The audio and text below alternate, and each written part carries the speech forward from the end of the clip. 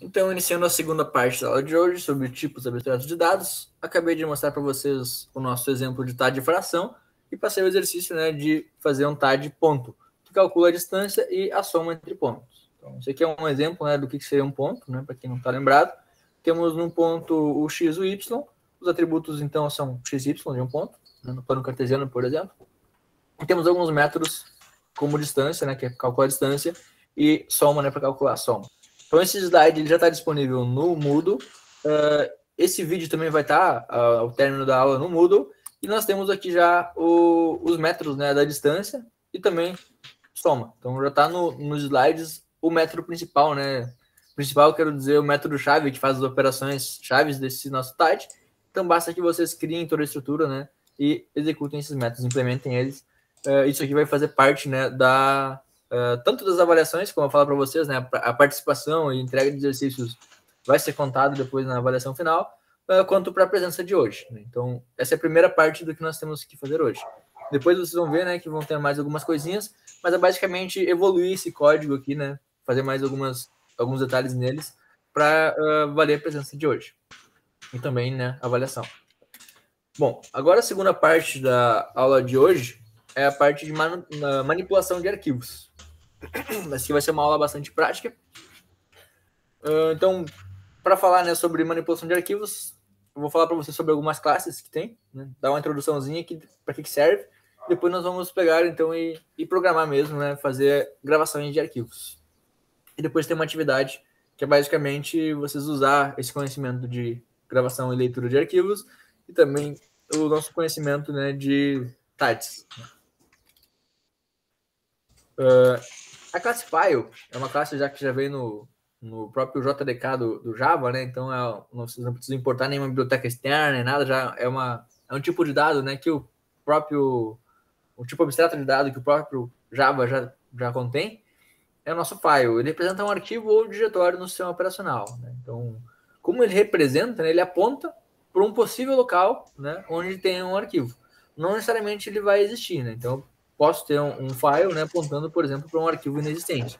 Então, uma das coisas que eu tenho que fazer no código depois é verificar, por exemplo, se esse arquivo, né, que está informado, ele existe ou não. Nós temos algumas classes, como o FileWriter e o BufferWriter. Essas duas classes elas servem para escrever arquivo em texto. Né? A primeira, né, o FileWriter, serve para escrever diretamente num arquivo, e o BufferWriter ele tem algumas características e funcionalidades que facilitam a escrita nesse arquivo. Então, a gente pode usar essas duas classes combinadas. Né? Então, o BufferWriter ele tem um desempenho melhor e tem alguns métodos que independem do sistema operacional, como, por exemplo, a quebra de linha. E além desses dois métodos, né, que servem para escrever, essas duas classes, na verdade, que servem para escrever arquivos, nós temos o FileReader e o BufferedReader. Então, que também servem para eu recuperar a informação de um arquivo de texto, né, e fazer a leitura desse arquivo. O FileReader, ele recebe como argumento aquele objeto file, que nós vimos antes, né, então, a classe file aqui do início, ela vai gerar um objeto contendo o diretório, né, daquele arquivo que nós lemos, né, e a partir desse momento ele vai fazer a leitura, vai carregar esse arquivo para a memória, e esse arquivo em memória vai servir como parâmetro para o nosso FileReader, beleza? Então esse arquivo a ser lido ele vai ser processado pelo nosso FileReader em conjunto com o BufferedReader, que fornece o método readline. Então nós vamos ver que depois esse método readline ele serve para percorrer linhas de um arquivo, né, lendo ele e jogando para a memória esses conteúdos que estão em cada uma das linhas. E a gente consegue manipular, então, o arquivo linha a linha. Para ler um arquivo, então, basta eu usar o método read, né, que retorna se o arquivo tem ou não tem mais linhas a serem lidas. Então, esse método read, eu vou verificar se ele tem ou não tem mais linhas, e tendo linhas, né, então, eu vou basicamente usar o readline para retornar a linha atual, né, e passar o buffer para a próxima linha. Então, eu vou ler uma linha e já vou apontar para a próxima. E aí, se eu chamar o read, eu vou saber se ele tem mais linhas a ser lidas ou não tem. Então, isso aqui foi uma breve introdução, né? Um breve overview sobre as classes que nós vamos usar. E aqui nós temos no nosso Moodle já um PDF, né, que mostra, se nós olharmos direto no Moodle, ele está com esse nome aqui, ler e escrever arquivos em Java. Né? A aula de hoje também já está aqui, né? PDF aula 6. Temos o exercício que eu vou passar para vocês depois. Mas agora, falando do tutorial e exemplos, eles estão aqui, tá aqui no Moodle, né? Se eu abrir isso daqui, ele é um documentinho, né, que mostra basicamente as classes que eu falei, com as explicações para a utilização dessas classes e alguns exemplos de código-fonte. Então, o que a gente vai fazer agora, que eu vou fazer agora para mostrar para vocês, é basicamente usar, né, essa definição que está aqui para criarmos a nossa classe, né, de manipulação de arquivos no Java. Eu vou puxar para a tela do lado. Vou abrir aqui o IntelliJ de novo. Na aula 6, eu vou criar agora um leitor de... Não vou chamar de leitor, porque eu vou ler e escrever, né? Então eu vou chamar de manipulador de arquivos. Eu vou adicionar no Git, né? Então eu vou dar um add aqui. Beleza. Agora, nessa classe de manipulação de arquivos, eu vou começar a copiar e colar, né, os dados que eu tenho lá. Então, eu já posso começar pela classe de... Eu vou chamar aqui o método inicializa. Vai ser público e vai ser void por enquanto. Depois, se precisar retornar alguma coisa, nós mudamos, né? Por enquanto, vai ser isso aqui. Ele vai ser... basicamente, eu vou chamar a classe file, né, de arquivo. Então, eu estou instanciando um arquivo, né, um objeto do tipo file, e como parâmetro, né, eu vou passar o path, né, ou seja, o diretório onde meu arquivo está. Eu vou criar um arquivo aqui no meu disco local C, que é um diretório fácil de acessar. Se ele tiver acesso, né, se meu computador conseguir, se ele tiver permissão. Talvez ele não tenha. Eu vou criar dentro do usuário, então, na verdade. Silvio. Dentro do meu usuário, você consigo criar uma pasta aqui. Aqui. Meus arquivos. Beleza, então eu vou copiar esse diretório aqui. Users Silvio meus arquivos. E vou adicionar ele aqui, né? Notem que no Java, se for no Linux, né, se vocês usarem Linux, vocês vão usar essa barra dessa forma aqui. É apenas uma barra nesse sentido, né? Ou seja, a barra normal. Se for no Windows, como eu estou agora, são duas contrabarras. Que o IDE, né, o próprio Java, ele vai processar isso daqui como o nosso separador de arquivos, né? Como a nossa barra do Windows, que separa, a nossa contrabarra, na verdade, que separa os arquivos.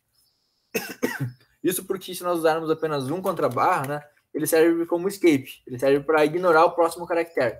Então, nesse caso, nós queremos realmente usar a barra, então tem que pôr duas vezes a barra para cada uma das contrabarras. Né? Duas contrabarras, na verdade, para cada uma das contrabarras que a gente precisa.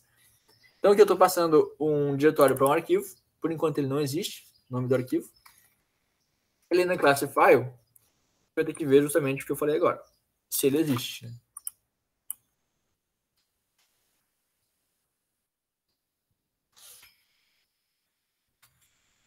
Então, nós vamos ver. Vamos criar um booleano, né, do tipo existe. E vamos usar, né, o nosso método exist do nosso tipo de dados, né, tipo abstrato de dados file. Então, nota, né? A gente está falando de um TAD file. O TAD ele tem um atributo que é o próprio endereço do arquivo, o pathname, né, que é onde está o arquivo. Ele tem algumas operações que a gente pode fazer a partir daquele path. Por exemplo, verificar se existe. Então, nota que eu não preciso fazer um código todo aqui agora para verificar se um arquivo existe ou não. É só eu dar um arquivo.existe. Por quê? Porque eu estou usando um tipo abstrato de dados. Nós vamos passar, então, o retorno dessa chamada de método exist para o nosso parâmetro existe.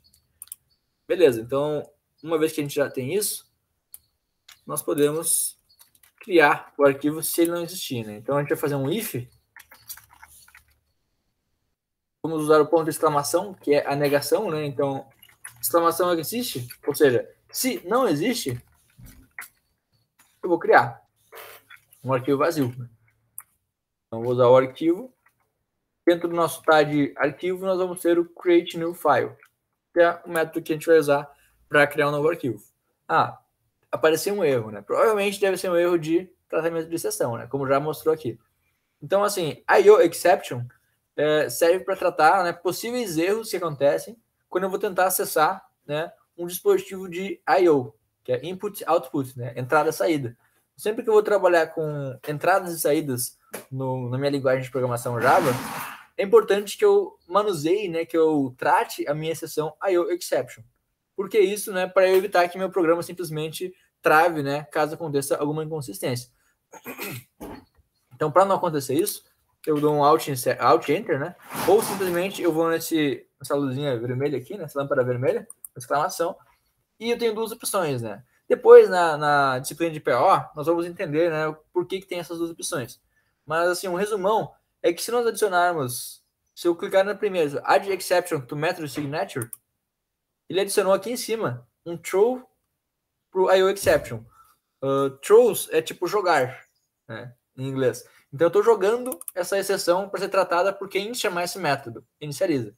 Se eu não quiser passar essa responsabilidade para outra classe que vai usar essa classe, se eu não quiser que ela se preocupe com tratar a exceção, eu posso, na verdade, implementar, né, a segunda opção aqui, que é surround with try-catch.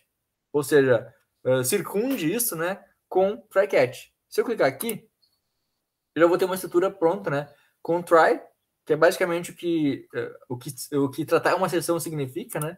Vou dar um try, ou seja, tente criar um novo arquivo. Se acontecer qualquer problema aqui, qualquer erro, qualquer falha do tipo IOException, eu vou ter uma exceção, né, do tipo E, para eu poder entender o que está acontecendo, né? Geralmente eu tenho uma mensagem, eu tenho um rastreio de pilha que mostra em qual linha do arquivo, na verdade não do arquivo, né, mas cada linha do file aqui da classe file que aconteceu aquela exceção. Então, para eu conseguir tratar e entender o que aconteceu com aquela sessão, sem eu quebrar e fechar simplesmente meu código, sem eu entender nada do que aconteceu, eu posso usar tratamento de exceções, tá? Então, só uma prévia de que é tratamento de exceções. Não precisa se preocupar muito com isso, porque não é o tema da aula de hoje. Se eu quiser, por exemplo, é melhor tratar a exceção ou propagar a exceção, ou tanto faz? De qualquer forma, tu vai precisar tratar, né? Então, quando tu já consegue resolver isso aqui, é melhor fazer essa tratativa aqui mesmo, sabe? Porque quando tu já consegue prever a ação que é necessária a partir dessa exceção. Por exemplo, mostrar uma mensagem que não existe o arquivo. Aí tu já trata aqui mesmo. Agora, se tu quer jogar para o teu usuário, né, para a classe que vai implementar essa classe, que vai referenciar ela, a responsabilidade de decidir o que acontece quando acontecer aquela exceção, daí tu joga ela para cima, entendeu? Uhum. Por exemplo, no nosso caso, nós só vamos mostrar uma mensagem dizendo que aconteceu algum erro. Por exemplo, erro. E se eu não sei qual é o erro, eu posso usar a própria exceção e.getMessage. Se eu der isso daqui, eu já vou erro e já vou dizer o trecho da mensagem de erro que vai vir da própria exceção. Entendeu? Nesse caso é o que a gente quer mesmo. A gente não precisa jogar para o usuário tratar isso. Só vou informar, olha, deu um problema, sabe? Nós poderíamos simplesmente jogar para o usuário. Daí ele teria que fazer essa mesma coisa. Esse try-catch, ele estaria no local onde o método inicializar fosse chamado. Então agora, quando eu chamo inicializar, eu não preciso do try-catch, porque o try-catch está aqui dentro já. Então, só para frisar bem, né? O try, ele vai tentar executar esse trecho de código. Se der algum problema, ele vai usar o catch, né? Catch é capturar. Então ele vai capturar uma exceção. Qual exceção? Uma exceção do tipo I/O, uma exceção de entrada e saída. Como eu estou manipulando um arquivo, né? Estou buscando uma entrada ou vou gravar uma saída, né? Se eu for, por exemplo, gravar um arquivo em disco, é do tipo I/O. Então, se acontecer algum problema de entrada e saída nesse momento, ele vai vai executar essa mensagem de erro. Se não acontecer, se o meu try ele foi bem sucedido e criou realmente o arquivo, ele simplesmente vai ignorar isso aqui e não vai nunca executar essa linha de código aqui. Então, ela só executa quando acontecer uma exceção. Bom, nós já temos então a criação do arquivo agora, a verificação se ele existe, se ele não existe, e vamos para o nosso próximo passo do código, né? Vamos criar também um diretório.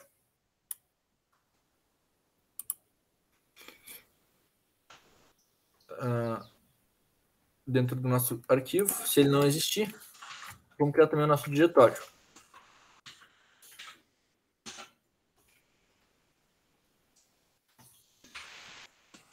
Basicamente, caso não exista, a gente pode criar também aquele, né, diretório onde aquele arquivo está.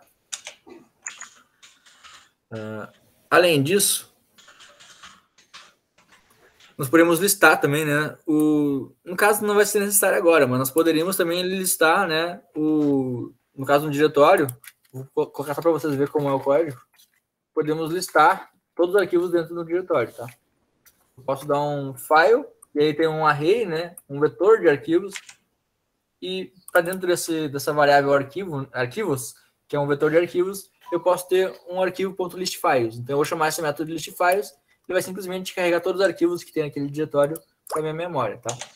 Então isso aqui, no exemplo que eu vou mostrar para vocês aqui, né, naquele PDF, ele tem o exemplo, mas a gente não vai usar ele agora. Também temos o método delete, depois, né, delete, que é para excluir um arquivo. Se a gente quiser excluir um arquivo, basicamente vai ter isso daqui. Arquivo.delete. Ele excluiria um arquivo se ele existir, né? Mas também não é o caso, agora a gente não vai usar. Só para você saber que existe e futuramente, né, se vocês precisarem para algum trabalho de alguma disciplina, dessa ou de outra disciplina, vocês têm isso aqui como suporte, né? Vocês sabem que é possível deletar arquivos e recuperar todos os arquivos de um diretório. No nosso caso, nós não vamos precisar nem criar o diretório, porque já existe, né? Eu já criei manualmente, e nem fazer uma dessas operações aqui. Nós só vamos simplesmente criar um novo arquivo. A partir daí, eu já tenho inicializado. Nota que dentro dessa classe aqui, dentro desse método, na verdade, inicializa, eu estou tendo uma variável do tipo arquivo, né? E eu estou manipulando para esse arquivo de fato existir, ele criar um novo diretório e tudo mais. Porém, eu não tô jogando, né? Não estou devolvendo esse arquivo criado em nenhum lugar, né? Eu estou manipulando, mas eu não estou devolvendo para ninguém. Então, nesse caso, o que eu posso fazer para minha classe, né, principal, depois que vai usar esse inicializador de arquivos, é basicamente devolver esse arquivo que eu estou criando. Então eu vou trocar o void por file, dizendo que o método inicializa, ele vai ter um retorno do tipo arquivo, do tipo file. E aqui embaixo, né, quando eu executei todo o meu código, eu vou dar um return arquivo. Então eu estou retornando um arquivo que eu acabei de criar dentro desse método de criação de arquivos. Se eu der um Alt-Shift-L, ele vai... Ctrl-Shift-L. Ctrl-Alt-L, na verdade. Ele vai identar, né? Identar é deixar nosso código organizado. Se tiver um negócio todo torto assim, deram um Alt-Shift-L, Ctrl-Alt-L, Ctrl-Alt-L, ele vai reformatar o código. Passo automático, eu nunca lembro quando eu vou falar, mas se eu testar, eu sempre lembro. É Ctrl-Alt-L. Então, Ctrl-Alt-L, ele identa, né? Deixa formatadinho já. Mais uma dica de atalho aí sobre o nosso IntelliJ. Beleza. Então, nós temos um arquivo criado, temos inicializa. Agora, vamos criar um método que lê um arquivo, ou que escreve um arquivo. Vou começar com a escrita de arquivos. Então, escreve arquivo. Não só escreve, né? A gente já está dentro do manipulador de arquivos. Quando escreve, já está claro que é um arquivo. Então, vai ser o método public void por enquanto também. Depois, se precisar retornar alguma coisa, a gente modifica. Dentro desse nosso escreve, nós vamos ter um construtor, né, que recebe o objeto do tipo arquivo, né, para nós instanciarmos nosso FileWriter. Ô, professor, como é que tu fez para ficar 3 pontinhos ali para tu fechar o método de cima? Inicializa. Desculpa, não entendi. O método inicializa ali tá 3 pontos, ele sumiu o código, como é que tu fez aquilo? É que aqui tipo, tem um maisinho, tá vendo? Posso minimizar o trecho de código. Só puxou o código. Isso. Tá. Aí isso aqui eu consigo ver para todos os, até para os imports aqui, não fica mais limpo, né? Tela. Isso, fica mais fácil de visualizar. Se eu clicar nos 3 pontinhos, ele já vai estender para mim. Eu posso fazer isso para um if, por exemplo. Posso fazer para o meu try. Então, tudo que eu tenho essas chaves aqui de abre e fecha, eu posso ir minimizando assim para ficar mais fácil a leitura.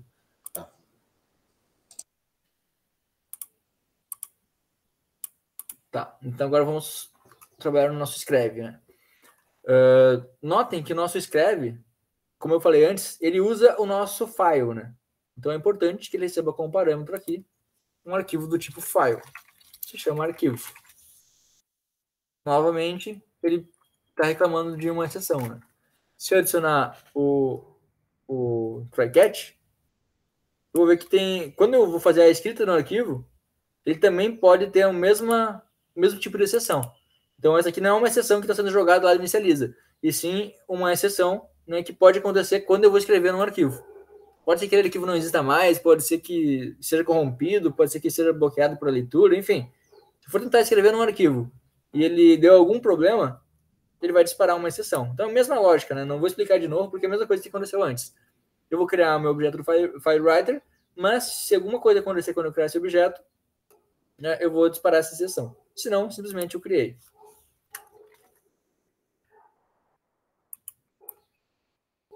Quando nós vamos escrever no arquivo, eu posso definir se eu quero ou não que aquele arquivo ele substitua, que aquele conteúdo substitua o que já tem no arquivo. Né? Então, um construtor simples para o FileWriter é só passar o nome do arquivo. Se eu quiser adicionar essa instrução de adicione a informação que eu estou escrevendo agora no final do arquivo ou sobrescreva o arquivo, posso usar um outro construtor que ele tem um arquivo e tem o nosso append. Append seria de anexar, né, de inserir informações, né, como se fosse um apêndice, né, de um texto, por exemplo, lá no final do arquivo. Ou seja, adiciona no final do arquivo que eu quero adicionar. Se eu tiver true, ele não vai substituir o que já tem, né? Ele vai só acrescentar novas informações. Se eu deixar false, ele vai ser o mesmo efeito que não tem aqui, né? Que é eu escrever naquele arquivo independente do que já tem lá. Nesse nosso caso, eu vou deixar assim, tá? Eu não quero que ele escreva novamente, né? Que ele alimente aquele arquivo com novas informações. Em alguns casos, a gente pode querer fazer isso, né? Nesse nosso caso, nosso exemplo simples, ele só vai salvar uma informação no arquivo e se eu salvar de novo, ele vai sobrescrever, tá? Então, quando eu quero, por exemplo, salvar um objeto no arquivo, né? O estado de um objeto no arquivo, eu não preciso toda vez que eu salvar, eu acrescentar, né? Eu só quero atualizar aquele arquivo. Eu poderia ter uma lista de objetos onde cada vez que eu clico em adicionar, eu salvo ele no arquivo, né? No final do arquivo. Então, se fosse esse caso, eu teria que usar o vírgula true aqui, né? De append true. Beleza? Temos nosso FileWriter agora, né? Que já faz já cria o nosso escritor, né, escritor de arquivos, e a partir daqui nós vamos usar o Buffered Writer, que é o que basicamente vai pegar o que está na memória, né, e vai jogar aquele objeto do tipo FileWriter, aquele conteúdo, para dentro do nosso arquivo. Então, para a gente criar isso, a gente pode ter isso daqui.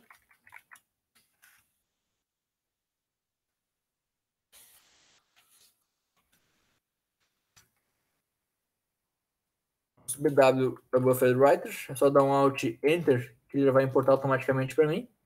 Se eu subir lá em cima, né, e olhar meus imports, posso ver que tudo que eu estou usando, ele já vem do Java. Então eu não preciso adicionar nenhuma biblioteca, como eu falei para vocês antes. É java.io, né? Ou seja, as classes que gerenciam entrada e saída, input, output do Java, eles estão dentro desse pacote. Java.io. Se eu der um Ctrl espaço aqui, por exemplo, ele mostra todas as outras classes que tem para manipular arquivos, tá? No nosso caso, nós vamos usar essas classes que eu estou mostrando para vocês. Temos o file, buffered writer, FileWriter e temos o IO exception também, né? Que é a exceção de quando acontece algum erro durante a manipulação de um arquivo. Beleza, já temos nosso buffered writer aqui. E agora vamos começar, então, a escrever. Seria interessante para esse nosso método escreve, né? Além de ter o arquivo onde ele vai escrever, ele tem uma string, que é o conteúdo. Nesse conteúdo, ou texto, vamos chamar de texto, é o texto que vai ser escrito naquele arquivo, beleza? Então, para eu escrever, é bastante fácil. Eu simplesmente vou dar um BW write.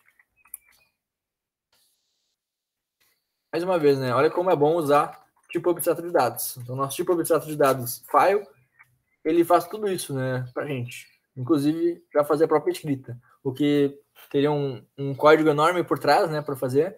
Aqui é só chamar um bw.write e passar o texto, né, que vai ser escrito. No nosso caso, esse texto vai ser nossa própria string texto que a gente recebeu por parâmetro.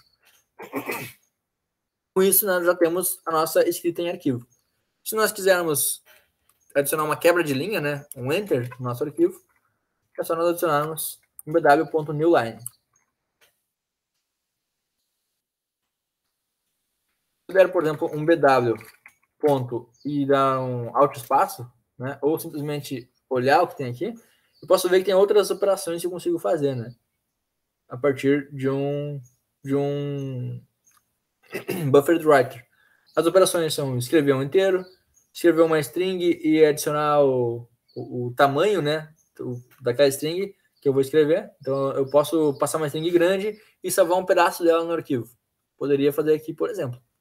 Posso passar uma rede char, posso dar um flush, né, para eu descarregar aquele valor que tem no nosso buffer writer, ou seja, liberar aquele valor que tem. Posso dar um close para fechar aquele arquivo e não mexer mais nele. Posso dar um append para adicionar uma coisa no final dele, né? Similar àquele nosso quando nós inicializamos, né, o nosso buffer writer com o append true, ele já vai automaticamente já adicionar informações no final do arquivo. Se eu não inicializei ele, mas agora em algum momento eu quero adicionar alguma coisa no final do arquivo, ao invés de eu dar um write, né, que sobrescreveria todo o arquivo, posso dar um append, que simplesmente vai jogar para o final do arquivo. Bom, no nosso caso, nós já escrevemos, já demos um enter, né, nossa quebra de linha. Vamos fechar agora tanto o nosso buffer writer quanto o nosso file writer. Então nós podemos fazer isso aqui. Fechar nossos recursos. E aqui tem um pouco a ver com a alocação de recursos. Se eu não me engano, vocês estão vendo isso aqui em PO, assim, por alto também, né? Que basicamente, para nós não ocuparmos mais espaço e memória com aquele arquivo, né, com aquele arquivo em si que está no nosso buffer, podemos liberar esse espaço, né, dando um close, fechando aquele arquivo. Então, a partir daqui, nós estamos liberando os recursos que estavam sendo usados para manipular aquele arquivo e, consequentemente, né, não vamos mais conseguir mexer nesse arquivo. Se eu tivesse um bw.write aqui embaixo, provavelmente ele vai disparar uma exceção, né? Essa exceção ela é tratada pelo nosso método, né, pelo nosso catch aqui embaixo, né, IOException. Então, provavelmente, se eu escrever alguma coisa aqui, texto, por exemplo, ele vai disparar uma exceção aqui embaixo, né? Para eu mostrar a mensagem de exceção, posso fazer aquilo que eu falei para vocês, né? Salt e get message. Ou get file message, que geralmente é uma mensagem mais resumida, já vai direto ao ponto, né? O message ele é mais completo, é todo o erro elaborado, enquanto aqui é um erro bem, uma mensagem direta que já diz o que aconteceu. Por exemplo, o arquivo está fechado, né? Claro, ele vai mostrar em inglês e tudo mais, mas ele vai mostrar uma mensagem bem simples, assim, né? Que vai direto ao ponto dizendo o que aconteceu para aquele erro acontecer. Então, para evitar nosso erro, eu vou apagar nosso br.write aqui, para não escrever uma coisa depois que o nosso buffer já esteja fechado. Bom, esse nosso código aqui já deveria ser o suficiente para escrever um arquivo. Então, vamos fazer o teste?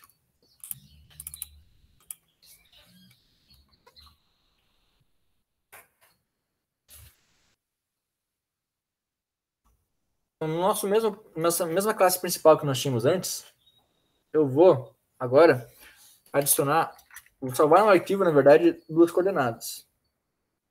Duas coordenadas não, porque nós ainda não temos o TAD ponto aqui, né? Eu vou salvar, na verdade, então, a fração. Depois a gente pode fazer isso para o próprio ponto.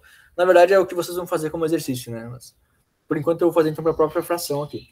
Salvando o valor real de uma fração em arquivo.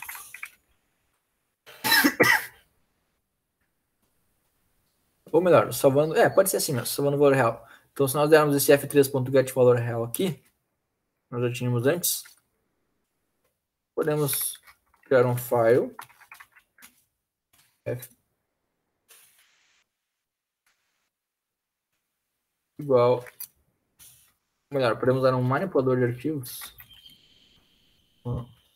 temp igual new manipulador de arquivos. Passo nada com parâmetro. A partir do nosso MP eu posso dar um inicializa. Esse inicializa vai retornar um file, né? Então eu posso criar um file f, por exemplo, ou eu posso fazer isso daqui, ó, mp.inicializa, e adicionar um ponto aqui, né? Se eu quiser executar algum método do nosso file. No nosso caso, nós já temos nosso método, nosso próprio método, né, dentro do MP, que ele faz a escrita. Então eu não vou escrever dessa forma aqui. Então simplesmente eu vou chamar o nosso file de arquivo também, por exemplo, aqui, para ficar mais fácil. MP inicializa.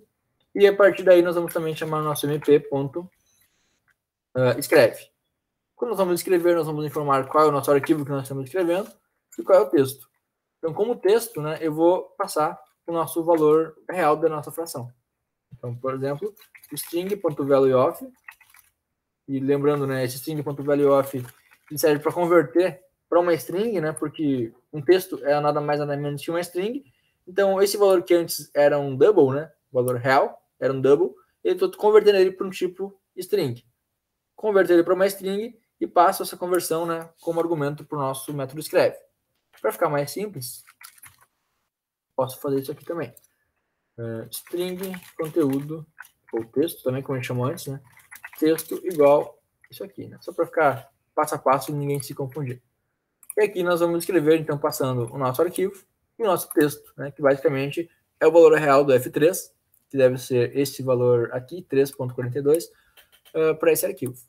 Vamos executar para ver se vai funcionar. Executei, abri minha pasta. Lembra que antes eu não tinha o nome do arquivo? Agora já tem um arquivo chamado nome do arquivo. Né? Se eu vir editar ou abrir aqui,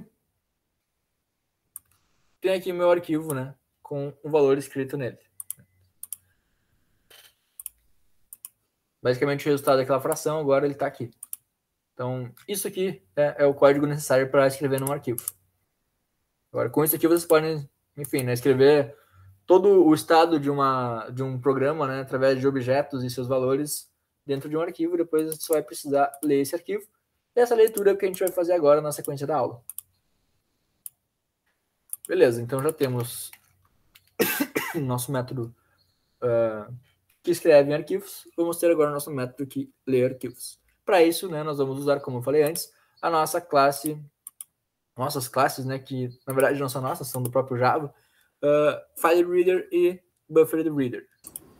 Então vamos criar um public void ler.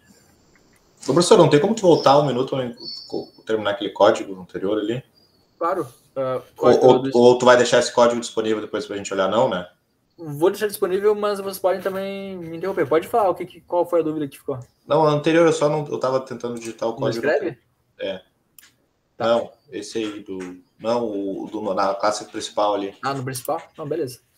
É bom vocês me interromper, porque às vezes eu posso estar indo rápido achando que tá indo numa velocidade boa, mas vocês podem perceber que eu tô indo muito rápido. Então é bom que vocês façam isso. Pode ficar à vontade para me interromper sempre.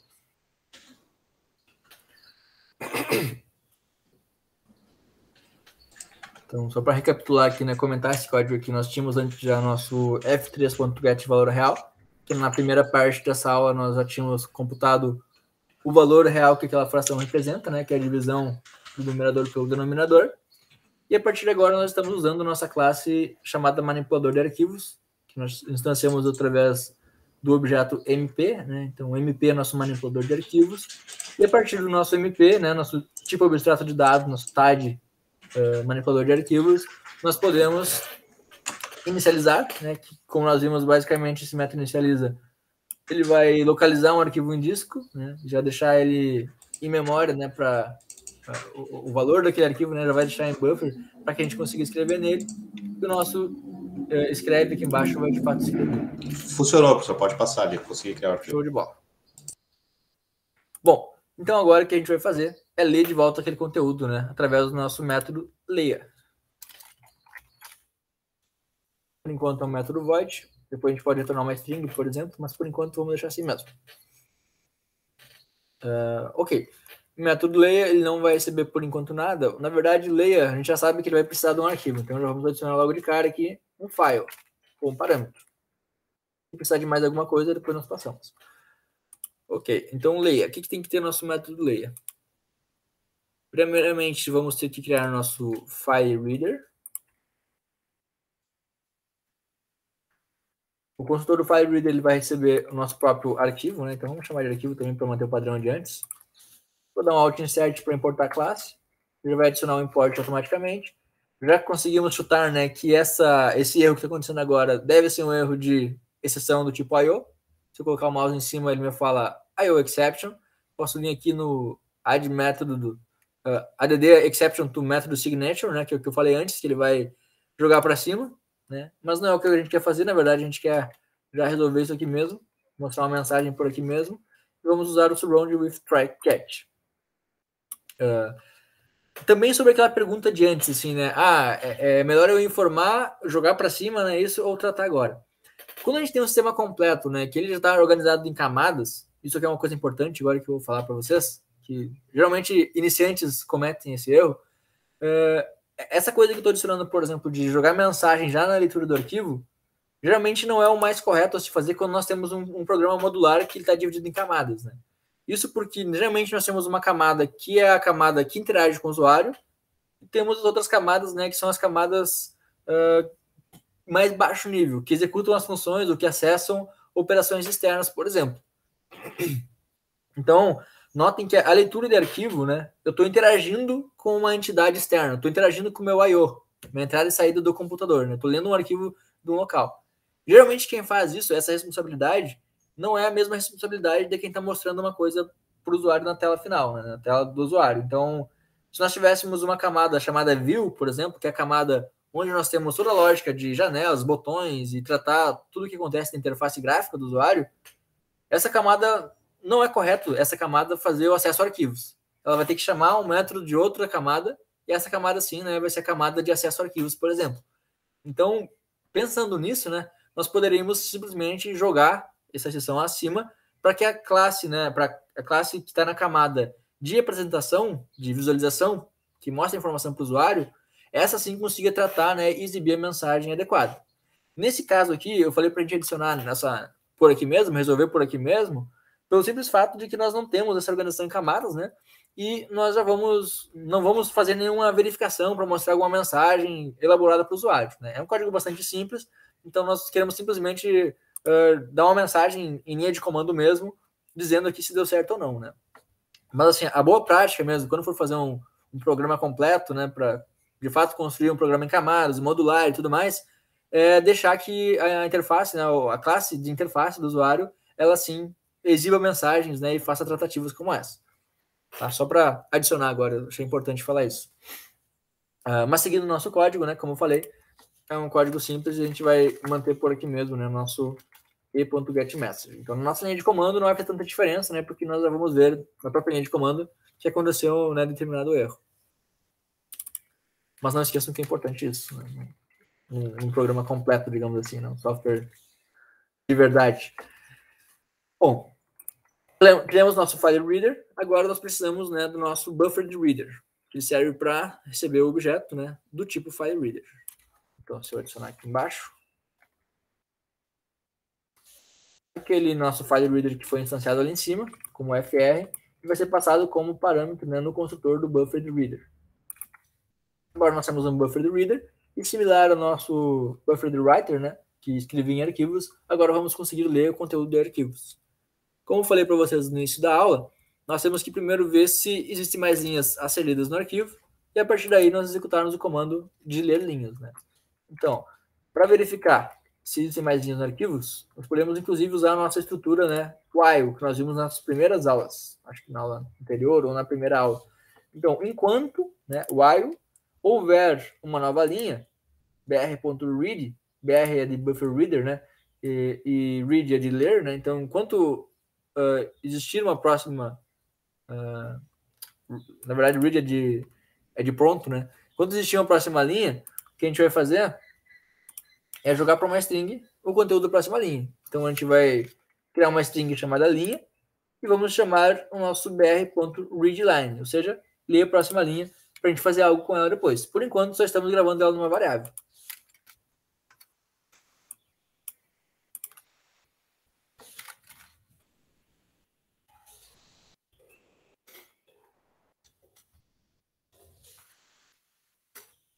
Notem que deu alguns erros, provavelmente também são algumas exceções que a gente precisa tratar, e é justamente o que aconteceu. Então, o read está associado à nossa mesma exceção de sempre, né? Nosso IO exception.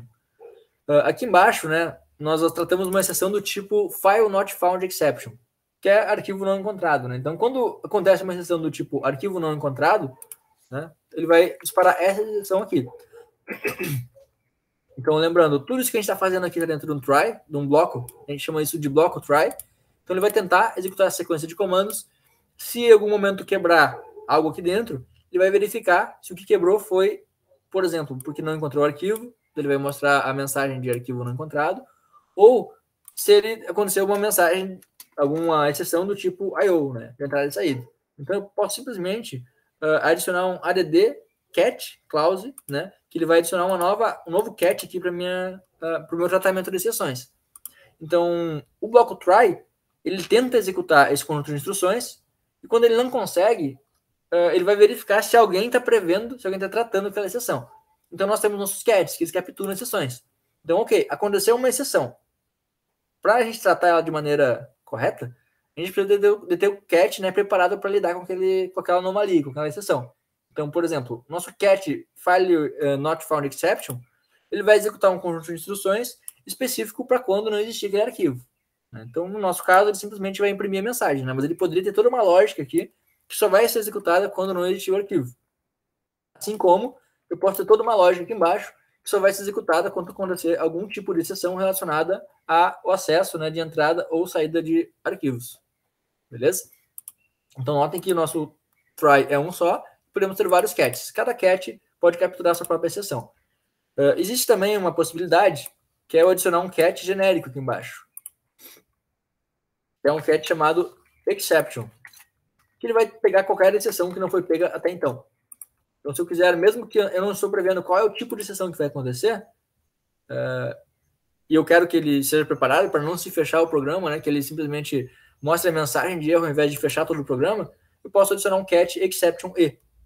Aí qualquer tipo de exceção vai estar mostrado aqui. Lá na disciplina de PO, nós estamos estudando agora, inclusive é o tema da aula de amanhã, herança, né?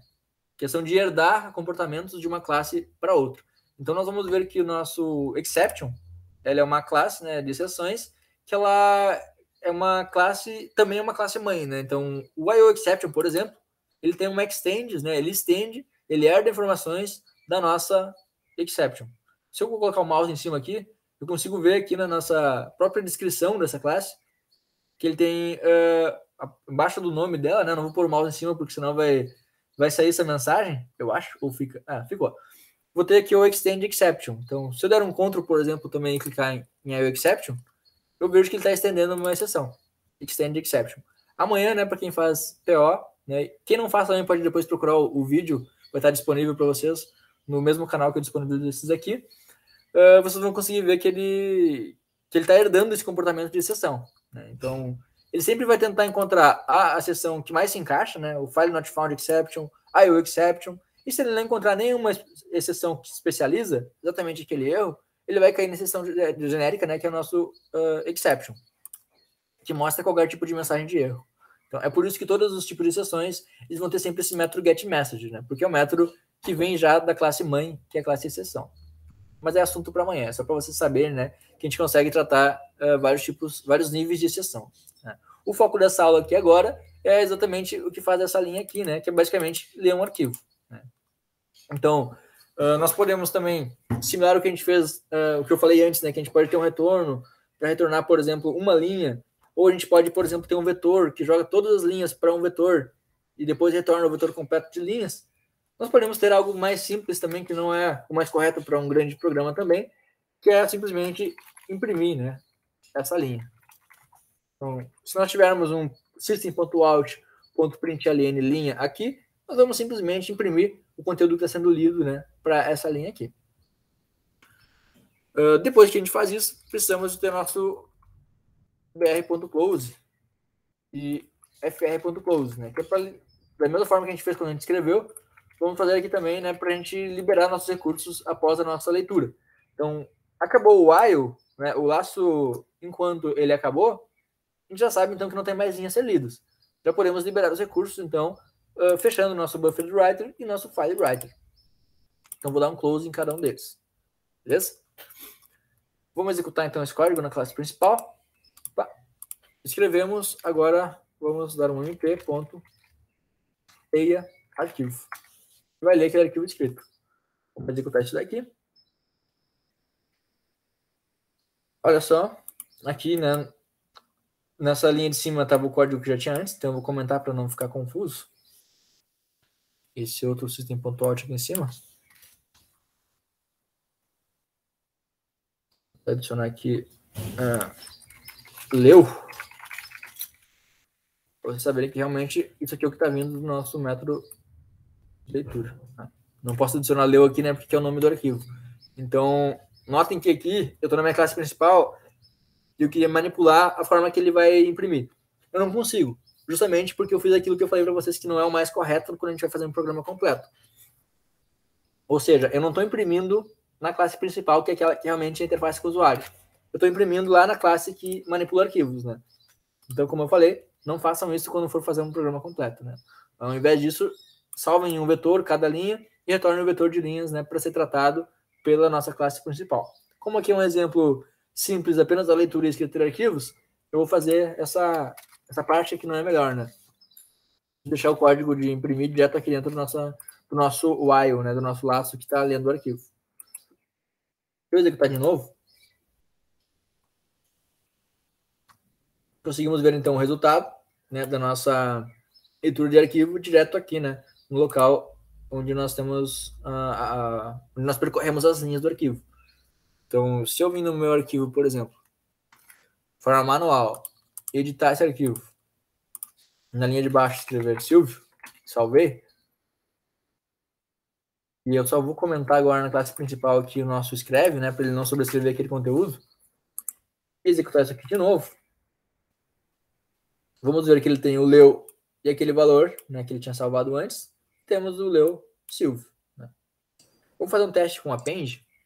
Então, eu vou deixar o escreve de novo. Vou vir no meu manipulador de arquivos. É no nosso Buffered Writer. Nosso File Writer, na verdade. Vou adicionar um true aqui. O nosso Buffered Writer.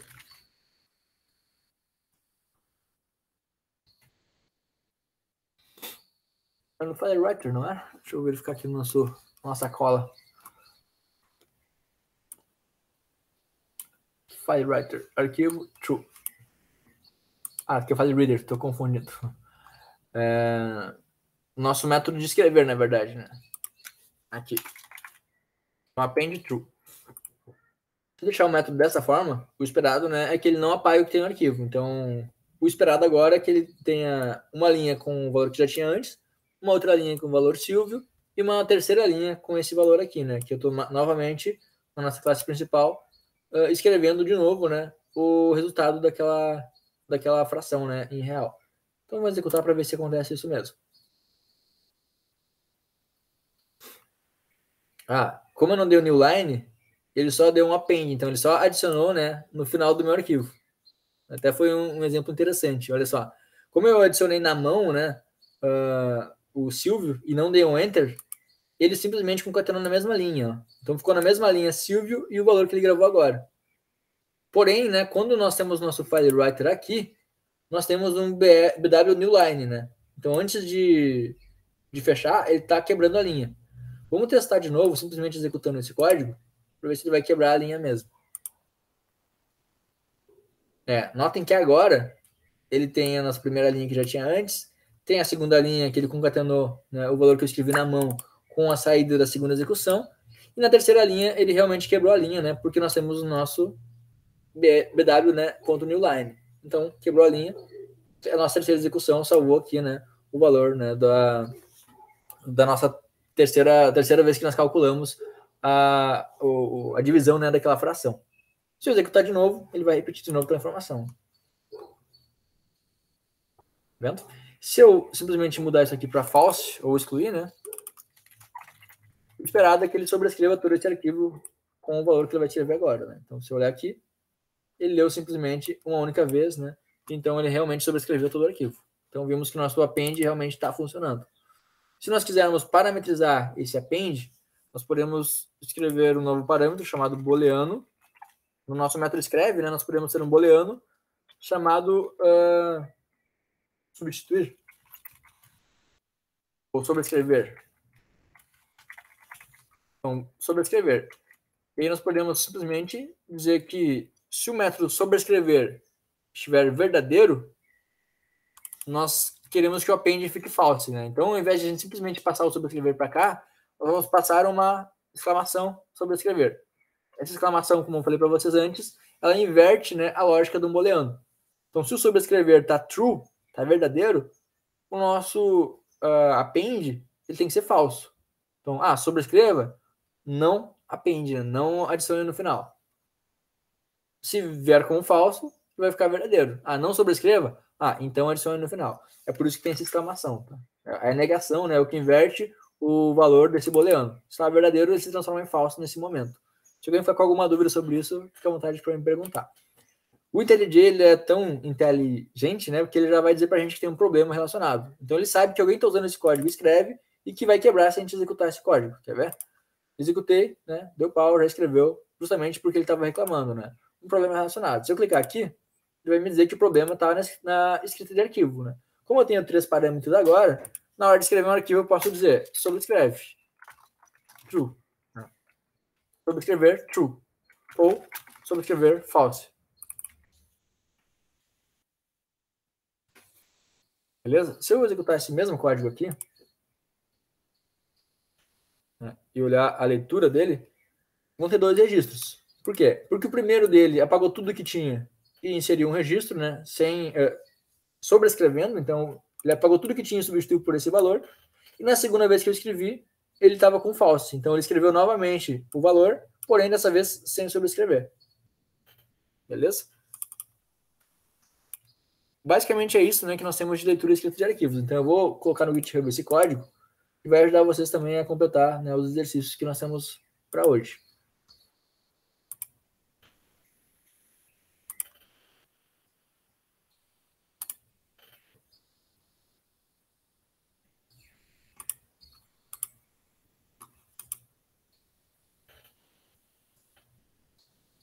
Vou dar um exemplo para vocês que vai ajudar também no código de hoje, tá?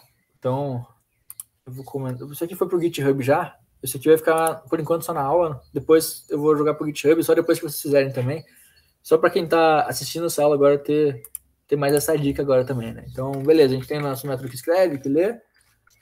Nós podemos também ter algo nesse sentido assim. Nós temos, por exemplo, um ponto, 4,2, né? Porque nosso exercício vai ser com pontos. Vamos deixar com pontos, sim. Vamos deixar só um por enquanto, que é o que a gente vai precisar. Vamos deixar 2, na verdade. A gente vai fazer 2 pontos. Então, 8, 16. Tá, temos 2 pontos. Nós queremos, então, fazer alguma daquelas operações. Por exemplo, multiplicar pontos e tudo mais, né? No nosso caso aqui, eu ainda não tenho código, né, de multiplicação e tudo mais, então eu não vou fazer completo, até porque é o exercício que eu vou propor para vocês. Mas eu vou dar uma dica, né, de como jogar cada um desses pontos para uma variável separada na hora de ler o arquivo. Que é basicamente o que vocês vão precisar fazer no exercício, tá? Então, nós temos o lay arquivo, né? Nesse nosso caso do lay arquivo, eu já não vou precisar simplesmente, né, de imprimir. Eu vou precisar de devolver esse valor, né, para uma variável, né? Então, vamos até criar um novo, em vez de layer, void, vamos criar um layer e return.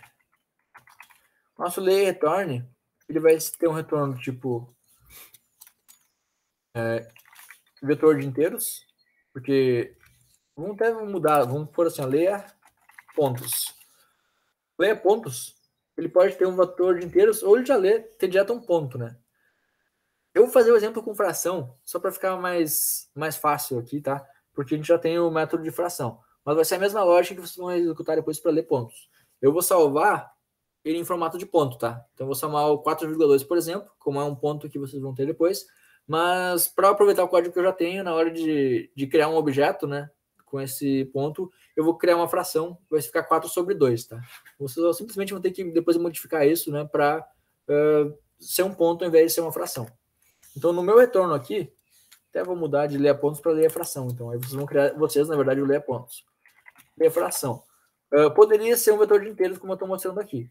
Mas como nós já temos o tipo abstrato de dados, né, fração, e vocês já vão ter o ponto também, a gente pode simplesmente fazer ele retornar, né, um tá de fração aqui. Então, ler a fração vai retornar um tá de fração. A lógica vai ser praticamente a mesma, com exceção, né? Eu estou na parte de ler. Tá certo. No nosso leitor, né? Buffer Reader. A gente não vai trabalhar com a escrita de arquivo agora no nosso exercício. Beleza, então temos aqui o mesmo código praticamente. A diferença é que aqui dentro, ao invés de imprimir, eu vou jogar isso aqui para uma variável. Certo? Então, qual vai ser a variável? Eu posso ter assim...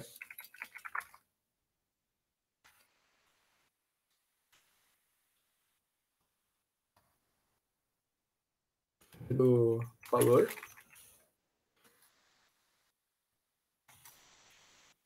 Como meus pontos, né, eles vão estar Na verdade, estão na mesma linha, né? Então, não preciso nem fazer isso que eu vou fazer. Como está na mesma linha, em cada linha eu já vou ter os dois valores, né, para instanciar um novo ponto. Ou, no meu caso, né, para minha fração. Então, eu não vou nem precisar ter esse ponteiro que eu ia criar para ele pegar um valor em cada linha, né? Eu posso, na mesma linha, ter os dois como tem ali, separado por vírgula. Então, na verdade, quando eu der no br.newline, eu posso jogar isso aqui para uma string, como estava feito antes, mas ao invés de imprimir essa linha,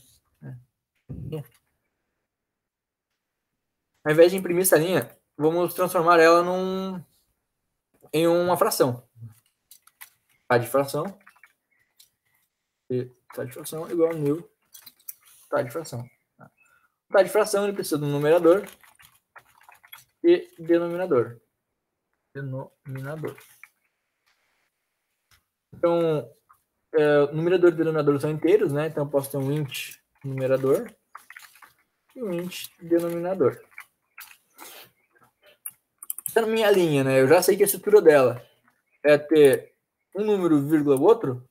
Então, eu já sei que para eu separar o numerador do denominador, eu posso usar a vírgula, né, como separador. Né? Então, aqui tem uma funcionalidade, né, do nosso TAD do string, né, que ele vai conseguir manipular, então, a nossa linha lida, dividindo ela em dois pedaços. Né? Então, podemos ter assim, ó, vetor de inteiros, pedaços, tá? Linha,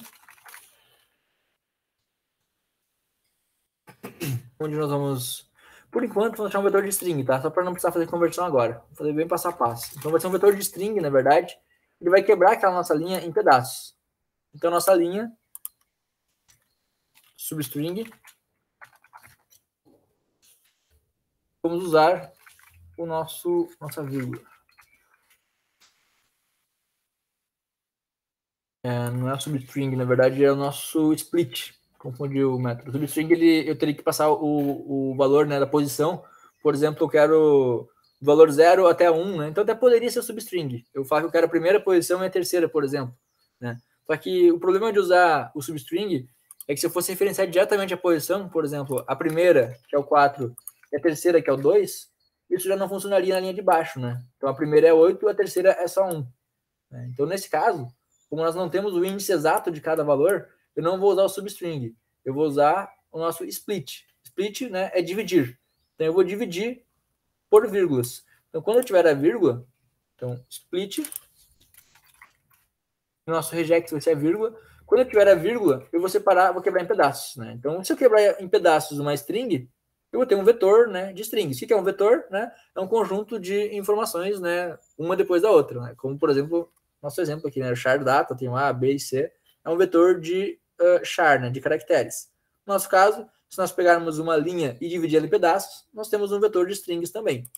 Tinha uma string grande, agora tem várias strings pequenas. No nosso caso, nossa string 4,2 vai ser dividida no 4 e no 2. Né? Então, quando nós temos os nossos pedaços da linha, nós sabemos que nosso primeiro pedaço, então a posição 0 do nosso vetor, ele vai ter, né, o pedaço que está antes da vírgula, que é o 4. Nosso segundo pedaço, ele vai ter o valor que vem aqui depois da vírgula, né, que é o 2. Então, eu posso usar posição 0 e posição 1. Posição 0 é a primeira posição 1 é a segunda posição depois da vírgula. A vírgula, né, como já é usada para o regex, para fazer a divisão, ele não vai ler ela, vai simplesmente ignorar. Né? Notem que eu estou indo bem passo a passo, então nós temos uma string que ela é a linha completa. Quando eu quebro essa linha em dois pedaços, eu tenho duas strings. Né? Porém, a gente já sabe que essas strings são inteiros. Então, a gente já pode chamar essa string de numerador e denominador, né? Porém, como eu quero chamar elas como eu quero convertê-las para inteiro, eu vou precisar chamar o nosso string.valueOf. Né? Então, posso dar wrap. Desculpa, não é string valueOf. Na verdade, o string valueOf ele transformaria um valor para string. No nosso caso, nós queremos transformar a string para inteiro. Então, nós temos que chamar o nosso tipo abstrato de dado integer e usar o método parseInt. Nota que tudo que a gente está falando hoje são tipos abstratos de dados. Né? Nós temos um TAD integer, que é o nosso inteiro, e ele, além de ter o valor, né, que ele armazena, que são inteiros, ele tem também as operações que eu consigo fazer com inteiros. Então, uma das possíveis operações que eu consigo fazer é pegar um valor que está em outro formato, por exemplo, string, e parsear ele, transformar ele em inteiro. Professor, pode falar. Essa é a diferença, por exemplo, o int é um tipo primitivo, o integer é o abstrato. Exato. O double com minúsculo é o tipo primitivo, o double com maiúsculo. Aí ele tem vários métodos quando ele é classe, isso.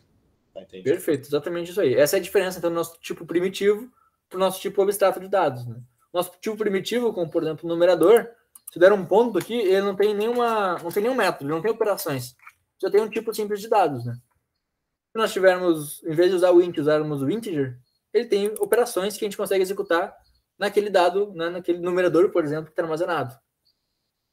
Então, matou a charada, exatamente isso. Essa é a diferença, né? Essa é a motivação para nós termos um tipo abstrato de dados, né? Como nós falamos no início da aula, esses métodos, esses tipos primitivos, né, que são suportados pelas linguagens, ou mesmo os métodos como string, por exemplo, que já não é um tipo primitivo, ou integer, eles não são suficientes, além de ajudar bastante, eles não são suficientes para que a gente consiga resolver todos os problemas, né, e abstrair todas as entidades que tem no mundo real.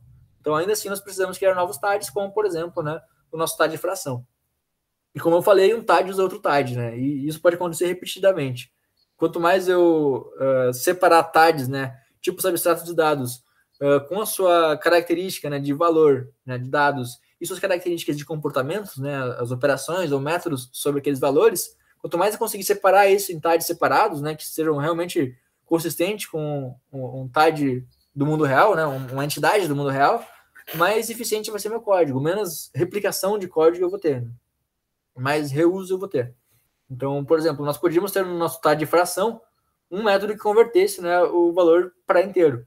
Mas eu não preciso desse método, porque o nosso próprio TAD integer já faz isso. Né? Então, quem tem a responsabilidade de fazer isso é nosso integer. Da mesma forma que nós não precisamos implementar aqui a conversão de uma string, né, para pedaço de string.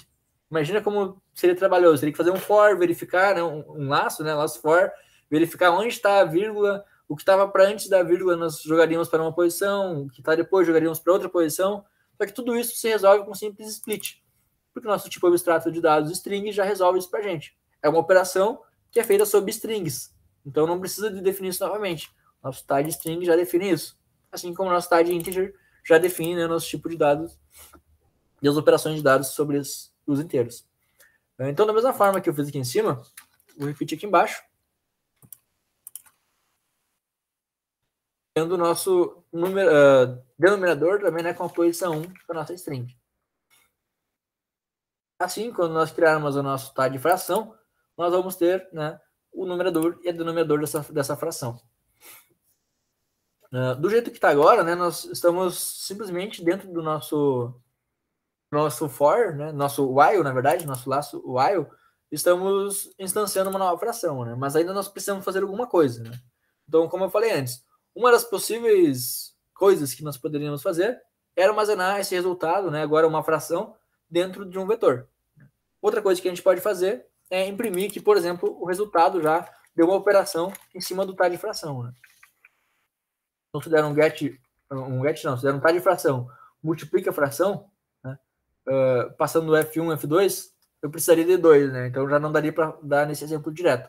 Mas eu posso, por exemplo, dar o get valor real, né, que só preciso da própria fração. Então, nesse exemplo simples aqui, que ele simplesmente vai ler a fração e vai dividir o número de um pelo outro, né, através do TAD de fração. O número do denominador ele vai dividir pelo denominador. O numerador vai ser dividido pelo denominador. Se eu executar esse código, então ele já vai fazer isso para mim. Vou executar aqui. Nosso método principal está com algum erro, né? De fração. Ah, sim. Como eu falei que ele ia retornar um TAD de fração, então eu posso dar um return, né? Aqui, por exemplo. Como eu falei, né, no nosso caso, que é um caso bem simplista, nós, dentro do while, nós já estamos dando return. Então, ele está incompleto, tá, esse código. É um código que ele vai ler o primeiro e já vai retornar. Tá? Então, não necessariamente isso vai ser o nosso código final, né, que vai retornar todas as frações que vão ter no nosso exemplo. Né? Então, eu estou encurtando aqui nosso exemplo, mas depois a gente pode fazer mais completo. Tá? Então, ele vai ler o primeiro, vai mostrar o valor real e já vai retornar. Né? Porque eu exigi que tivesse um retorno aqui, né? Ou então, simplesmente, a gente pode deixar void por enquanto, sem retorno, e tirar fora esse retorno. Então, com isso, ele vai simplesmente percorrer todas as nossas linhas, computando, né, as divisões. Por exemplo, 4 dividido por 2 e 8 dividido por 16. Vamos executar assim, então, só para ficar mais simples agora. Depois nós vamos elaborando mais nosso código. Ó, leu 4,2, leu 8,16. Então, aqui ele só está imprimindo por enquanto, é porque simplesmente eu não chamei o nosso método criado, né? Nós estamos ainda chamando o nosso layer. Então, até é legal ter ele aqui para a gente ver como está no arquivo e como está o nosso layer fração.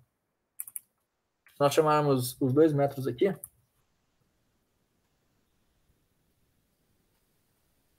vamos ver que nosso leu está 4 e 2, né? 4 dividido por 2 dá 2.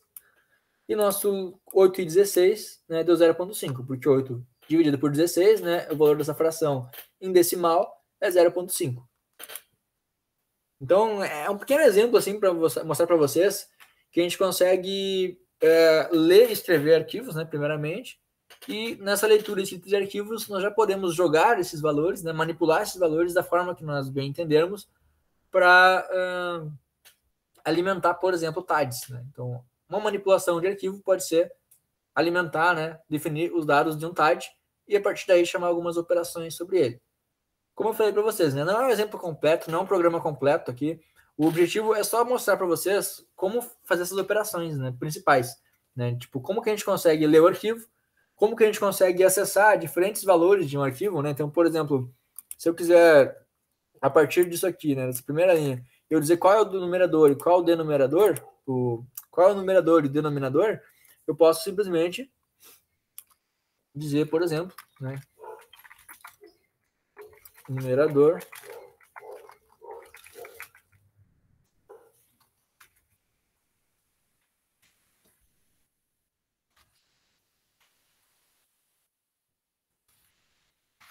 quero fazer algo um pouco mais elaborado, né? Posso executar esse código novamente e perceber, né, que a partir dessa linha simples, que eram 4,2, eu consigo transformar isso daqui em duas variáveis, a variável numerador com valor 4, a variável denominador com valor 2, e ter a divisão ainda, né, uma operação sobre essas duas variáveis. Então, o que eu estou mostrando aqui agora é que a gente consegue ter vários valores de variáveis numa mesma linha, e a gente pode ter, por exemplo, um objeto por linha. Então, nesse caso, nós temos dois objetos do tipo TAD de fração, cada um deles está numa linha. Temos uma fração aqui em cima, temos uma fração na segunda linha. 4 dividido por 2, 8 dividido por 16. Mesma forma aqui embaixo. Numerador 8, denominador 16, divisão 0,5. Eu estou mostrando isso aqui para vocês agora para não ficar tão obscuro na hora de vocês fazer as operações que eu vou pedir agora no exercício, tá? Então, basicamente, eu quero que vocês façam a mesma coisa que foi pedido antes, né, de calcular operações em cima de pontos, mas agora, né, lendo pontos em um arquivo. Então, agora eu vou mostrar o enunciado do exercício, que já está no Moodle.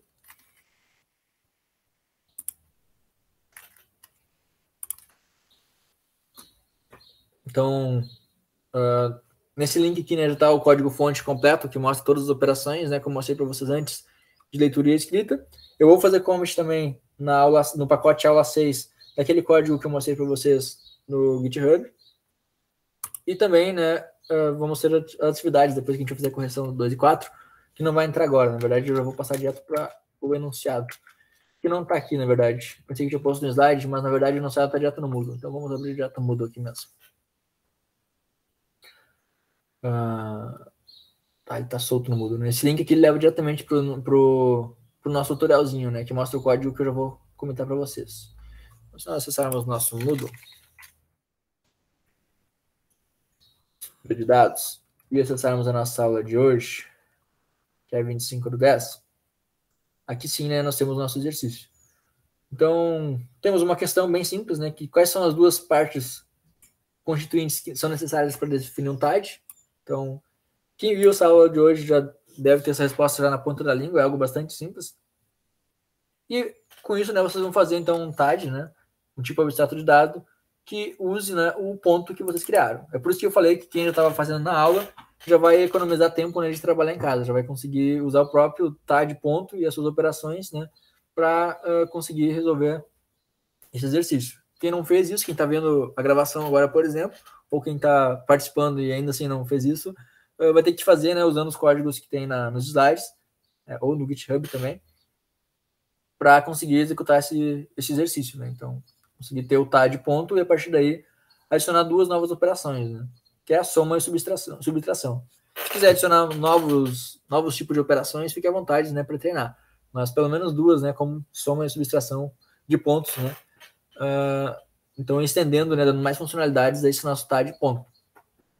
E aí, né, para finalizar, nós vamos usar então esse conhecimento de TADs junto com o nosso programa, né, que consegue ler pontos a partir de um arquivo e a partir daí executar operações. Então é por isso que eu mostrei para vocês, né, nesse finalzinho da aula, como que eu faço para ler arquivos e separar, né, os valores de arquivos, né, através de separadores, como por exemplo a vírgula.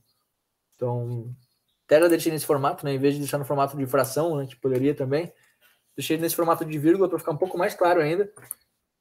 E o arquivo de vocês com pontos vai ser exatamente esse aqui, né? 4,2, 8,16, enfim, você define quais são os pontos. O importante é que vocês consigam ler esses arquivos, jogar cada valor, né, antes e depois da vírgula para uma variável diferente, para um inteiro diferente, né, se for em pontos inteiros, né, como esse caso, e executar alguma operação, né, como por exemplo a soma, a divisão, enfim, qualquer operação usando esse TAD e usando a leitura de arquivos. Fazendo isso, vocês dominaram a aula de hoje já, que é entender o que é um tipo abstrato de dados e definir e entender também como que a gente vai manipular arquivos. Então, o conteúdo novo, né, da aula de hoje vai ficando por aqui. Se alguém tiver alguma dúvida sobre tudo que foi falado até agora, pode ficar à vontade para perguntar agora, enfim, usar o fórum no Moodle, até vou adicionar um fórum de discussões também aqui. Às vezes eu não adiciono, mas vocês podem usar o próprio fórum geral da disciplina, WhatsApp, e-mail, enfim. Eu vou adicionar para essa aula, por exemplo, aqui também, um fórum de discussões. E isso é legal, que se surgir alguma dúvida, né, vocês postem aqui, às vezes um colega pode ajudar, ou eu posso ajudar. Acho que é legal, assim, né, trocar conhecimento e trocar dúvidas e perguntas e respostas, né. Ô, professor, então tem essas 4 maneiras de ele puxar os dados, ou ele puxa do próprio código ali, ou do console pela classe scanner, que o usuário informa, ou do arquivo. No caso, primeiro ele tem que salvar no arquivo, porque ele está puxando o arquivo, senão, se não fazer o write, ele vai puxar em branco, né? Tu poderia escrever na mão, né, como a gente fez, né? Se eu quiser criar o nome do arquivo, né, direto num diretório qualquer, né, como eu criei aqui, por exemplo, né? Se quiser apagar isso aqui, criar um novo arquivo aqui, né, do tipo com aquele nome, né, nome do arquivo. Isso fazer na mão. Se eu fizer isso aqui, também vai funcionar, tá? Aí não precisa nem do write. Eu posso escrever aqui os pontos, 1,2, 3,4, entendeu? Isso aqui já vai servir também para ele conseguir ler. Eu mostrei o código. Ou de um banco de dados, né? Ele fazer um connection com um banco, ele puxar de um banco. Isso que eu ia falar, né? Tem essas formas que nós já estudamos.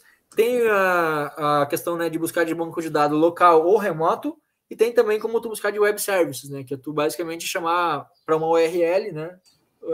Executar determinada chamada para uma URL. E aí tem um endpoint, né? Ele vai fazer o método get ali, tem o método post e o get ali do web, né? Exatamente. Vai ter os endpoints, né? Get, post, para conseguir manipular de forma remota em uma API, né? Geralmente em um servidor remoto, né? Então tem essas formas. As mais comuns são essas: ler arquivos, pedir para o usuário digitar, acessar na web, né? Através de APIs.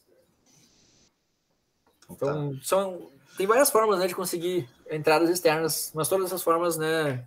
Todas essas implementações, elas ficariam em uma mesma camada, por exemplo, né? Quando a gente divide software em camadas, geralmente tem essa camada de acesso a dados, né? Então, nessa camada de acesso a dados, né, dependendo do programa, a gente pode recuperar de N formas diferentes, né? Qualquer lugar que tenha um arquivo, né, a gente pode ter uma implementação para ler aquele arquivo.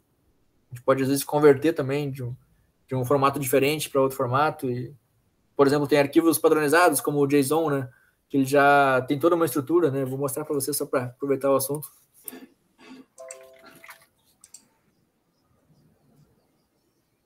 Então, nós vimos lá, né, que, por exemplo, o nosso ponto, ele está aqui, né, meio que jogado. Quem abre esse arquivo não sabe que isso aqui é um ponto, né? Mas nós poderíamos ter uma coisa mais estruturada, como, por exemplo, esse formato de arquivo aqui, né, o JSON. Inclusive, tem bibliotecas no Java, né, que já leem isso aqui e transformam para um objeto. Então, se nós tivéssemos o nosso JSON ponto, por exemplo, né, nós poderíamos ter o X aqui escrito no próprio JSON, 2 pontos, o valor do X. Y, 2 pontos, o valor de Y. Né? E nós poderíamos também ter vários pontos, né, se nós usássemos essa notaçãozinha de array aqui, né, esse conchete. Então, dentro de cada chave, nós temos um objeto. Né? Nesse caso aqui, por exemplo, né, só para... Não tem tanto a ver. Tem um pouco a ver também, na verdade, com a aula de hoje, né? Porque a gente não vai usar isso diretamente agora, mas como nós estamos falando de estrutura de dados, eu acho que vale a pena falar de JSON também. Né? Então, além de ser um formato de arquivo, né? Em vez de salvar .txt, eu vou chamar .json, uma extensão de arquivo, né? Eu também tenho um formato, né? Que delimita a estrutura. Aqui tem até um exemplo, né, que compara com o XML. Se eu consigo abrir. Tá no YouTube. Mostra para você, tá muito pequenininho talvez, né? Vou ver um maior aqui, mais simples. Bom, vamos voltar para o inicial então aqui. Temos aqui, né, cada chaves e valores, né, onde a gente consegue dizer que o first name, por exemplo, então isso aqui provavelmente deve ser um objeto tipo pessoa. Chutando aqui, mas provavelmente deve ser pessoa ou usuário, né? Então esse usuário tem o primeiro nome que é Jonathan, o último nome dele, né, o sobrenome é Freeman.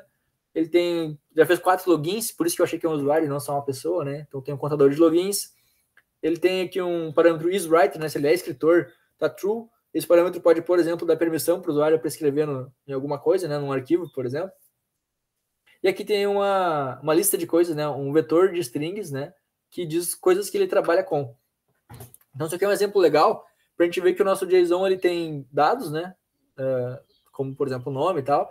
E tem tipos, né? Tem a string, então o Jonathan e o Freeman, né? Que é o nome e sobrenome são strings. A quantidade de logins é um inteiro, então já não precisa das aspas, por exemplo. E tem um booleano também, do tipo true, que também não precisa das aspas. Eu também consigo ter um vetor, né? De strings, que é basicamente como o próprio Java denota, né? O nosso conchete. E também podemos ter vetores de objetos, o que é muito legal. Então, além de ter esses vetores de strings, que são descrições de coisas que ele trabalha com, temos os gatos, né, ou animais, enfim, os pets que ele tem, né, que estão dentro de um vetor de objetos. Então, notem que ao invés de simplesmente ter strings, como aqui em cima, eu tenho aqui objetos, né. Então, dentro do nosso vetor, né, do nosso conchete, nós abrimos e fechamos chaves, e cada uma dessas chaves, nesse caso tem só um objeto, mas poderia ter uma vírgula e tem um outro objeto embaixo. O objeto ele é denotado pelas chaves, né? Então, quando ele começa a chave e acaba a chave, está denotando o início e fim de um objeto. Então, nós temos um objeto aqui do tipo Raycon. O que é Raycon em inglês? Não sei. E o nome dele é Lily.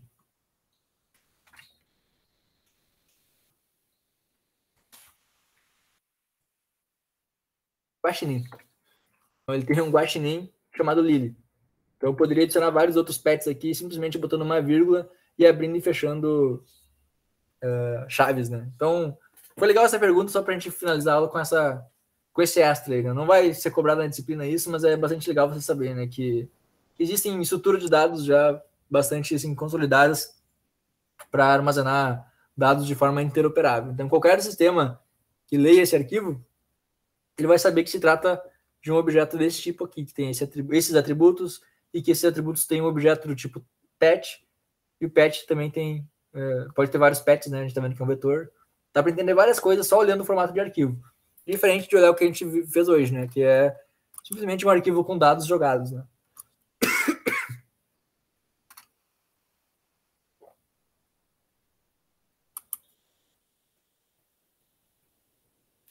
Então, o JSON, né, é uma anotação, né, um formato de arquivos, né, uma forma de escrever arquivos padronizada similar ao XML, por isso que tem uma comparação aqui. O XML também é possível definir tags e tal para definir o objeto, né? Só que o objeto, em vez de ser daquela forma de chaves, o objeto seria a questão, por exemplo, né? E o atributo dessa questão seria, né, uma string que está aqui dentro. Então, isso aqui são várias formas, né, de armazenar objetos. Como a gente está fazendo algo bastante simples, né, que nosso objeto só tem 2 atributos, nós estamos simplesmente adicionando um objeto por linha, né? Cada ponto está numa linha, e após cada vírgula nós temos um dos atributos, né? Então temos numerador e denominador. Só que se outra pessoa criar um código novo, assim, né, ela talvez não entenda onde está o numerador, onde está o denominador, simplesmente olhando para esse arquivo. Se ela tivesse um JSON, ela entenderia, porque eu teria algo mais estruturado, né? Eu teria algo assim, ó. Numerador.